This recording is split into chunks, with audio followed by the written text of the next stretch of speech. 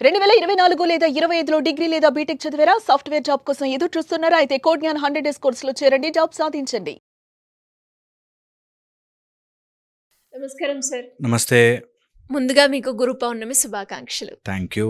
And especially చాలా మందికి కూడా అంటే చెప్తూ ఉంటారు. నా లైఫ్‌లోకి నాకంటూ ఒక గురువు అనే వాళ్ళు వచ్చారు కాబట్టే నా లైఫ్ చాలా బాగుంది అని చెప్తారు.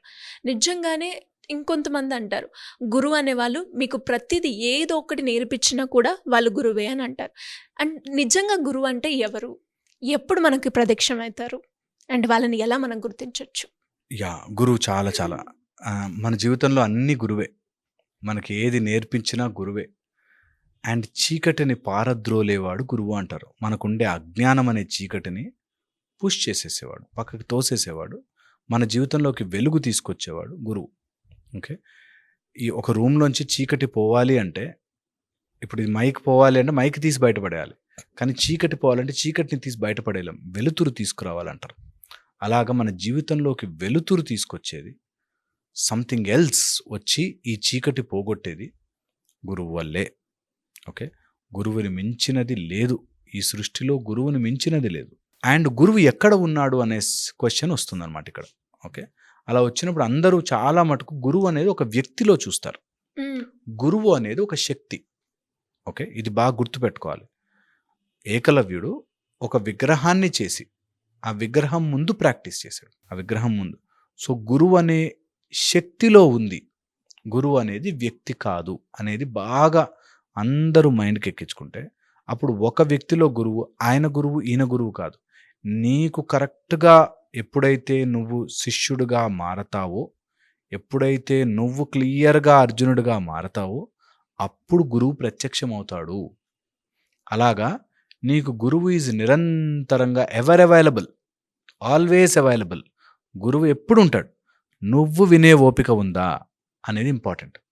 సో ఏ గురువుకైనా మనం చేయగలిగింది మనము నేర్చుకుని అప్లై చేసి వినగలగడం. అలా ఎప్పుడైనా నాకు చెప్పు స్వామి, నేను రెడీ ఉన్నా వినడానికి, ఆచరణలో పెట్టడానికి నేను సిద్ధం అని అనుకున్న రోజున గురువు ప్రత్యక్షం అవుతాడు ఆటోమేటిక్. ఎందుకు నేను చెప్తున్నాను కదా, ఏమీ లేకుండా అట్లా ఒక రాయి వంక చూస్తూ తక్కువన్ ఆలోచన వచ్చి ట్రాన్స్ఫార్మ్ అయిన వాళ్ళు ఉన్నారు. సో నీకు జస్ట్ ఒక రాయి, ఆ రాయి తీసి దాచిపెట్టి ఉండాలి. సరే ఇది చూసాక నాకు జ్ఞానోదయం అయింది అని. సో ఇంపార్టెంట్ పాయింట్ ఏంటంటే, నువ్వు ఎప్పుడైతే నీ మైండ్ని రెడీ పెట్టుకుంటావు టు రిసీవింగ్, సిగ్నల్ అందుతుంది ఆటోమేటిక్. రిసీవర్ పెట్టగానే ఎక్కడుంది, ఇన్ని రోజులు సిగ్నల్ అక్కడే ఉంది, రిసీవర్ పెట్టగానే అందుకుంది. అట్లాగా you become receptive, then you have all the grace of guru always. అలా వస్తారు గురువు. సో అందుకని వినే ఓపిక ఆర్ ఆచరణలో పెట్టే సాహసము ఉండాలి. ఎందుకంటే జ్ఞానం ఈజీ, చాలా ఈజీ జ్ఞానము ఆచరణలో పెట్టనంత వరకు గురువు రాడు. మీరు అర్థం చేసుకోవాలి బాగా, దట్ జ్ఞానం అందరికీ ఉంటుంది. సిగరెట్ తాగకూడదు అన్నది జ్ఞానం, కానీ ఆచరణలో పెట్టలేరు, ఇంప్లిమెంట్ చేయలేరు. ఇంప్లిమెంట్ చేస్తూ కూడా తిట్టుకుంటూ ఒకళ్ళు అయితే నేను 6 మానేసినా సార్, ఇంకా సిగరెట్లు మానేసినా అంటాడు. అన్నాక వితిన్ 6 months 1 year ఎప్పుడైనా ఒకటి తాగొచ్చు, ఎప్పుడైనా 2 తాగొచ్చు అని మళ్ళీ స్టార్ట్ చేస్తాం. సో ఆచరణలో పెట్టే జ్ఞానం ఉన్నా ఆ జ్ఞానముని ఆచరణలో పెట్టగలవా లేదా అని చూసే ఇస్తాడు గురువు విద్య. ఏదైనా ఒక విద్య గురువు ఇవ్వాలంటే. అండ్ ఎవరికైనా గురువు ప్రత్యక్షం కావాలి, గురువు రావాలి అనుకుంటే కొన్ని రూల్స్ ఫాలో కావాలి వాళ్ళు. అందులో ఫస్ట్ థింగ్, గురువు రావాలి అంటే కామన్ సెన్స్. గురువు మన జీవితంలోకి ప్రత్యక్షం అవ్వాలి అంటే ఖచ్చితంగా కొంత కామన్ సెన్స్ ఉండాలి. లేని వాడికి గురువు అర్థం కాదు, ఆ తత్వం అర్థం కాదు. ఇది నెంబర్ 1. రెండోది, గురువు రావాలి అంటే లోపల నుంచి ఇగో అనేది తీసి పక్కన పెట్టేయాలి. ఒకప్పుడు సుశ్రుతలు చేసే టైంలో గురువు కాళ్ళు పట్టించుకుని, గురువు కాళ్ళ నొప్పుండి కాదు, నిన్ను సెట్ చేసి ముందు నాకనే తెలుసు అనే ఆహాన్ని కరిగించి, అఫ్కోర్స్ దాన్ని తప్పుగా వాడుకున్న వాళ్ళు ఉన్నారు, దాన్ని తప్పు చేసి దాన్ని ఎక్స్ప్లాయిట్ చేసిన వాళ్ళు గురువులు ఉన్నారు. గురువులు అనకూడదు వాళ్ళని, అలాంటి టీచర్స్ అలాంటి వాళ్ళు ఎవరో ఉన్నారేమో. కానీ నిజమైన గురువు ఒక విద్యకి అర్హత ఉందా లేదా అని చూసిస్తాడు. విద్య అనేది డైమండ్ అనుకో, నేను తీసుకెళ్ళి ఒక చిన్నపిల్లడి చేతిలో పెట్టను, ఆ డైమండ్ని చాలా జాగ్రత్తగా ఎవరికి ఇవ్వాలో వాళ్ళకి అందజేస్తాను కదా. అట్లాగే గురువు ప్రత్యక్షం అవ్వాలి అంటే కంపల్సరీగా మన లోపల ఆ గురువు ఇచ్చే విద్యకు అర్హుడా, ఆ పాత్ర కరెక్ట్‌గా ఉందా లేదా అని చూసుకునే మన లోపలికొస్తాడు. ఇది చాలా చాలా ముఖ్యమైనది. గురువు నిజంగా ప్రత్యక్షమవ్వాలి. నేను చెప్పినట్టు కామన్ సెన్స్ ఉండాలి. లేకపోతే చాలా కష్టమవుతుంది. ఒకాయన ముక్కు పట్టుకో అంటే గురువు ముక్కు పట్టుకున్నాడంట. సో, అట్లాగా రాంగ్ మీనింగ్స్‌కి అయిపోయే ఛాన్స్ ఉంటుంది. అందుకని కామన్ సెన్స్ లేనిదే అర్థం కాదు. ఒక గురువండి మమ్మల్ని మొత్తం ఎవరు లేడీస్‌ని పడుకోబెట్టి పొట్ట మీద తొక్కమన్నాడండి అనుకో. గురువు కాదు అట్లాంటి పని చేయించడు. ఎందుకంటే గురువు చాలా సెన్సిబుల్‌గా ఉంటాడు. ఓకే. సో, గురువు అలాంటి పని చేయించడు. సో, అలాంటివి ఎవరైనా చేయిస్తున్నారంటే నీకు కామన్ సెన్స్ ఉండాలి. Don't do that. Okay. Don't do that. వాళ్ళ పొట్ట మీదకి ఎక్కితే నీకు దేవుడు కనిపిస్తాడు. ఇవన్నీ రాంగ్ థింగ్స్. అలా చేయించడు. అలా చేస్తున్నా అంటే గురువు కాదు. ఓకే. So, very important. కొంచెం కామన్ సెన్స్ ఉన్నవాడు, తర్వాత వచ్చేసి నా అహాన్ని లోపల ఉండే అహము తగ్గించు. తీసేసేవాడు. దీంతో పాటు జిజ్ఞాస ఉండాలి. అంటే తెలుసుకోవాలి. నేర్చుకోవాలి. నాకదేదో తెలియాలి ఆ బ్రహ్మ పదార్థము అనే జిజ్ఞాసలో ఉంటే అలాంటి వాడికి జస్ట్ బై టచ్ వెళ్ళిపోతుంది. ఓకే. అండ్ ప్రయత్నపూర్వకంగా నేను ఎక్స్పీరియన్స్ చేస్తాను. గుడ్డిగా నేను చెప్తే నమ్మడం కాదు. నేను I will experiment it and experience it. నాకు మార్గము చెప్పు అంటే ఖచ్చితంగా చెప్తాను. ఎక్స్పీరియన్స్ చేయడానికి రెడీ లేకుండా హ్మ్.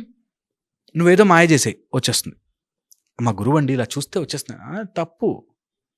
నీకు చూస్తే వచ్చేయదు. గురువు ఎక్స్‌పీరియన్స్, ప్రాక్టీస్. కృప వస్తుందేమో నీకు. కానీ నీకు ఎక్స్పీరియన్స్ మాత్రం నువ్వు గురువు దగ్గర ఉండి నేర్చుకోవాలి నిరంతరం.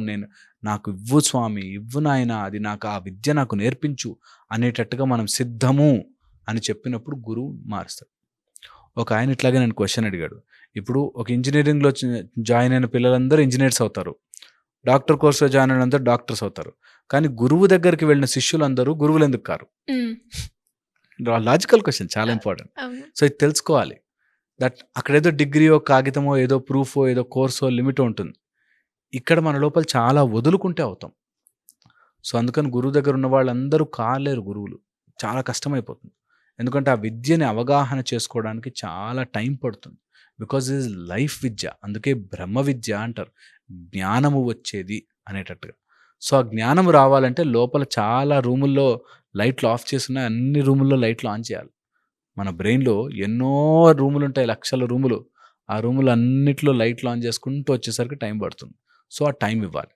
అండ్ ఫైనల్ పాయింట్ చెప్తాను. గురు కృప రావడానికి మనకు కావాల్సింది అన్నిట్లోకి ముఖ్యమైనది భగవంతుడి కృప. భగవత్ కృప ఉంటే గురు రూపంలో మనకు ఆ కృప వస్తుంది. హుహు. సో, అందుకని నిరంతరము పాజిటివిటీని డెవలప్ చేసుకోండి. భగవత్ ప్రేరేపణలో ఉండండి. ఎంతో కొంత ఎంత కుదిరితే అంత మంచి చేసే ప్రయత్నమే చేయండి. చెడు మాత్రం ఎట్టి పరిస్థితుల్లోనూ వెళ్ళకండి. అది బోరింగ్ అనిపించవచ్చు, అది డల్ అనిపించవచ్చు, అది మజా రావట్లే అనిపించవచ్చు.